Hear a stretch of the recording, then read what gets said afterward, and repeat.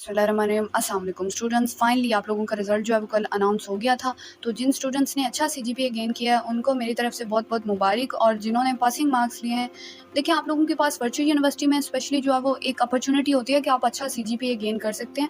तो passing marks जो हैं वो कुछ अच्छे मार्क्स नहीं होते हैं, सिर्फ पासिंग मार्क्स नहीं, बल्कि आप लोगों को सीजीपीए इंप्रूव करना है, अच्छे मार्क्स लेने हैं। तो जिनके पासिंग मार्क्स हैं उनको भी टेंशन लेने की ज़रूरत नहीं है, क्योंकि वो लोग इंप्रूव कर सकते हैं, उनके पास अपॉर्चुनिटी है कि वो लोग जो है वो अपने मार्क्स इंप्रूव कर सकते हैं। स्टूडेंट्स, अगर रिज़ल्ट की बात करें तो इस दफ़ा रिज़ल्ट बहुत ही ज़बरदस्त रहा है।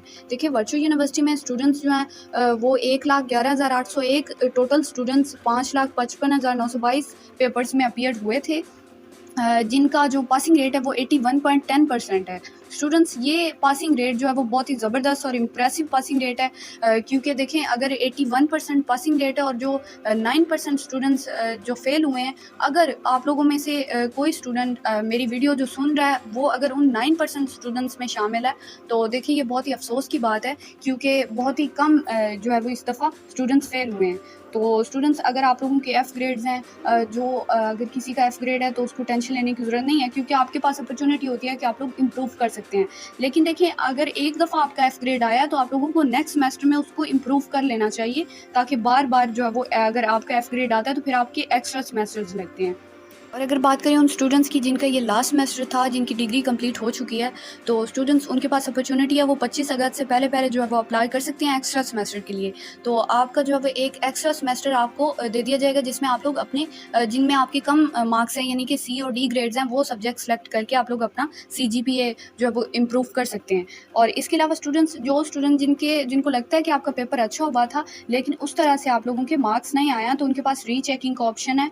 आप लोग जो है वो रीचेकिंग के लिए अप्लाई कर सकते हैं। स्टूडेंट्स, रिजल्ट अनाउंस होने के बाद विद इन 7 डेज़ आप लोगों के पास अपॉर्चुनिटी होती है कि आप लोग अप्लाई कर सकते हैं रीचेकिंग के लिए।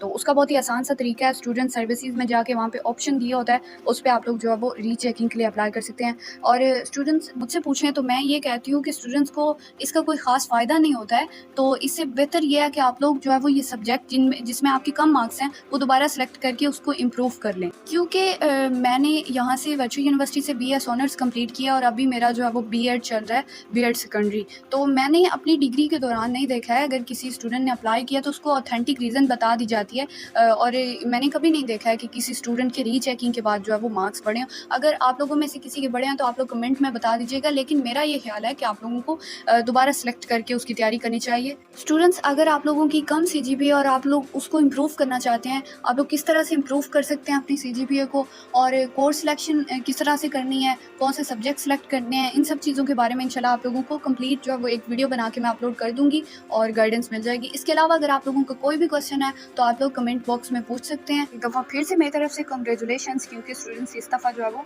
रिजल्ट बहुत ही ज़बरदस्त रहा है, पासिंग रेट अच्छा है। स्टूडेंट्स, नेक्स्ट वीडियो में इंशाल्लाह मिलते हैं। Thank you for watching, best of luck, अल्लाह हाफिज़।